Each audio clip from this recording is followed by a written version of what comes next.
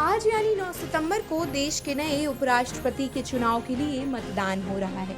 मौजूदा उपराष्ट्रपति जगदीप धनखड़ के इस्तीफे के बाद ये पद खाली हुआ था, जिसके चलते सत्तारूढ़ एनडीए और विपक्षी गठबंधन ने अपने अपने उम्मीदवार उतारे हैं।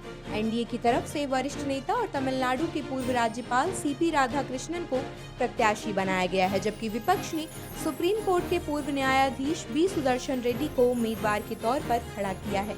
दोनों ही उम्मीदवारों के बीच मुकाबला दिलचस्प माना जा रहा है, लेकिन इस चुनाव से जुड़ा एक अहम सवाल अक्सर उठता है कि क्या किसी भी दल का सांसद विपक्षी उम्मीदवार को वोट दे सकता है, और अगर वह ऐसा करता है तो उसके खिलाफ क्या कार्रवाई संभव है।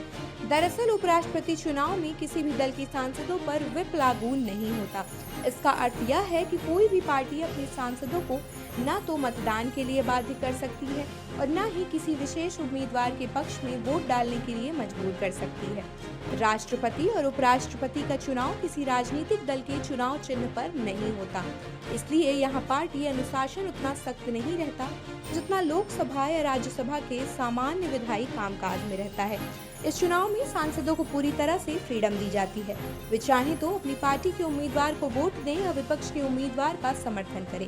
उदाहरण के लिए अगर कोई भाजपा सांसद चाहे तो कांग्रेस या विपक्षी उम्मीदवार को वोट दे सकता है। इसी तरह विपक्षी दल का कोई सांसद एनडीए प्रत्याशी को भी वोट दे सकता है। सबसे महत्वपूर्ण बात यह है कि ऐसी क्रॉस वोटिंग करने पर किसी सांसद के खिलाफ कानूनी कार्रवाई नहीं हो सकती।